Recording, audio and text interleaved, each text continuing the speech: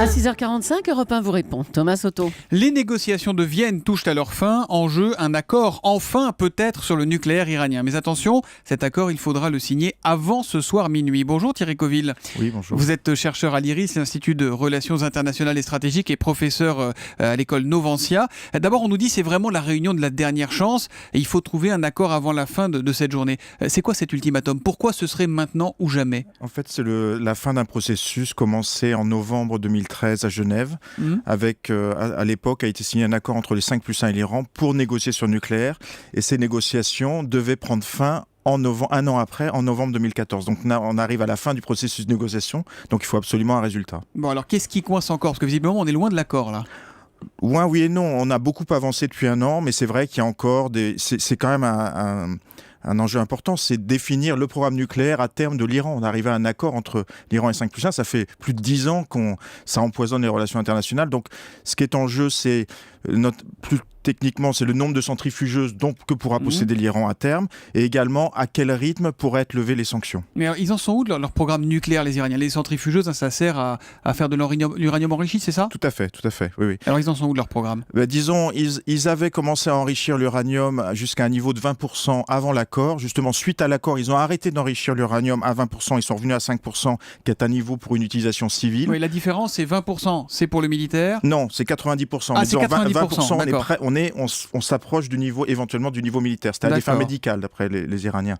Mais on s'approche du niveau médical, et là, ils sont revenus à 5%, ils ont arrêté d'enrichir l'uranium à 20%. Ils disent qu'ils ne veulent pas se doter de la bombe atomique. On peut les croire ou pas, les Iraniens, aujourd'hui? Je pense que c'est une mauvaise manière de poser la question, parce que c'est exactement ce qu'on dit depuis 10 ans, et on n'en sort pas, parce que les Occidentaux leur disent « on vous soupçonne de vouloir enrichir l'uranium à des fins militaires », et les Iraniens répondent « on a signé le traité de non-prolifération, rien nous interdit d'enrichir l'uranium, et c'est à des fins civiles ». Donc vous voyez, à la limite, j'en sais rien à votre question, la réponse à votre question. Je pense justement, l'idée de ce processus, c'est de sortir de ces soupçons sans arrêt, en basant un processus sur la base d'une petite confiance qui s'établit, et petit à petit, on arrivera à sortir de la crise. Mais de quel droit refuser à l'Iran le nucléaire que nous avons? Alors, c'est parce qu'ils sont signataires du traité de non-prolifération qui autorise un pays à faire du nucléaire civil et pas à faire du nucléaire militaire. Oui, mais là, les États-Unis, la Chine, l'Inde, le Pakistan, la France, Israël, peut-être la Corée du Nord, ont la bombe atomique aujourd'hui. Pourquoi? De quel droit, j'insiste un petit peu sur la question de Julie, de quel droit nous, on s'arrogerait le droit de leur refuser? Non, mais c'est vrai que quand vous allez dans la région, vous allez au Moyen-Orient, ça vous l'entendez partout. Mais l'Iran est signataire du TNP, qu'ils ont signé du temps du Shah, ils sont très à cheval là-dessus. On a le droit donc à signer le TNP, on ne veut pas de militaires. Bon, il y a eu même une fatwa émise par le guide qui dit on est contre l'utilisation de l'arme nucléaire. Par contre, on a un droit à l'énergie nucléaire civile. Et c'est vrai qu'il y a une certaine logique à l'Iran. C'est vrai qu'ils ont du gaz et du pétrole, mais en gros, c'est diversifier leurs sources énergétiques. Qu'est-ce qu'un accord changerait dans les relations entre l'Iran et le reste du monde, Thierry Coville? C'est énorme. C'est-à-dire, là, derrière, si vous voulez, il y a la question des relations entre l'Iran et les États-Unis. On voit très bien que ce processus de négociation est d'abord porté par les discussions entre l'Iran et les États-Unis. Quelque part, les États-Unis discutent un petit peu avec l'Iran, essayent de se mettre d'accord ensuite de ce qu'ils ont obtenu sur la position commune avec les Européens. Il y a une envie de se reparler entre les États-Unis et l'Iran. C'est très clair. Mais c'est compliqué, mais c'est très clair, oui. Et ça changerait tout, parce que entre l'Iran et les États-Unis, ils se disent, bon, d'abord on règle la question nucléaire, puis ensuite il y a la lutte contre l'État islamique, il y a la question de la Syrie, il y a l'Afghanistan, il y a beaucoup d'autres dossiers à gérer. Il y a un front commun sur la lutte contre l'État islamique et l'Iran, les États-Unis, les Occidentaux aujourd'hui? C'est très clair. Je pense qu'il y a une conclusion auquel sont arrivés le gouvernement américain et iranien. On a un ennemi commun qui est l'État islamique. Pour l'Iran, l'ennemi numéro 1 dans la région maintenant, c'est l'État islamique. Et s'il n'y a pas d'accord, ce seront de nouvelles sanctions? Alors justement, ça c'est la grande question. Je pense qu'il y a deux scénarios possibles. Un premier scénario, on n'arrive pas à un accord, mais on n'a plus rien à se dire. Alors ça, c'est le scénario le pire. Dans ce cas-là, on peut s'attendre des nouvelles sanctions. L'Iran repart sur un enrichissement à 20% Et puis ça détruirait cette fragile confiance que vous évoquiez tout à l'heure. Exactement, qui est tellement importante. Également, je n'avais pas le temps de parler, mais également pour la société iranienne elle-même. Parce que si Rouhani obtient un accord, le président iranien, ça lui donnera plus de capital politique pour mener d'autres réformes économiques et politiques.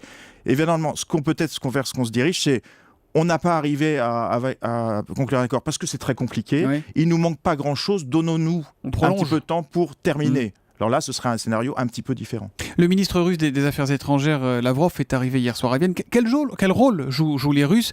Que veulent-ils dans cette période où leurs rapports avec l'Europe et les États-Unis sont tellement compliqués? Oui, c'est intéressant de voir que finalement, sur la question du nucléaire iranien, ils sont assez dans le consensus, c'est-à-dire qu'ils étaient dans le consensus des 5+1 depuis l'ouverture de ces négociations. 5+1, on va le rappeler quand même, hein, c'est les 5 membres du Conseil de sécurité, voilà, c'est ça. plus l'Allemagne. Plus l'Allemagne. Donc en disant que voilà, on négocie, et puis il y avait une certaine concertation, une véritable concertation avec les Occidentaux, avec les Américains sur ce dossier. Je pense qu'ils sont sur la même ligne qu'un peu tout le monde, c'est-à-dire l'idée que l'Iran a le droit au nucléaire civil et pas au nucléaire militaire. Et puis c'est vrai qu'ils peuvent jouer un rôle d'intermédiaire intéressant, dans le sens ils étaient plutôt du côté iranien, ils avaient un partenariat stratégique avec les Iraniens, donc ils peuvent jouer effectivement un rôle actif pour arriver à un accord en tant qu'intermédiaire entre les Occidentaux et les Iraniens. En tout cas, ce qui est sûr, c'est que même pour l'ayatollah Khamenei, le guide suprême, on peut dire que les États-Unis ne sont plus le grand Satan et que l'Occident n'est plus le grand Satan aujourd'hui, pour reprendre leur. Oui, c'est intéressant, c'est que manifestement le guide, je pense, joue un rôle clé. Il est derrière ces négociations, forcément il les a validées. D'ailleurs, récemment, il a même dit qu'il a participé directement aux négociations et il s'est informé en permanence, donc il est derrière ces négociations. Il y a toujours un discours anti-américain en Iran, mais manifestement, le fait qu'il ait validé ces négociations, quelque part, il valide la reprise des négociations, des relations avec les États-Unis. Voilà, donc il faut suivre attentivement ce qui se passe en Iran, et c'est peut-être pas aussi négatif que ce que ça peut laisser paraître, même si ce soir on annonçait qu'il n'y a pas d'accord. Hein. Tout à fait. Merci beaucoup Thierry Coville d'être venu ce matin en direct sur Europe 1. Je rappelle que vous êtes professeur à l'école Novantia et auteur du livre Iran, la révolution invisible aux éditions La Découverte, livre disponible en édition numérique. Merci et bonne journée à vous.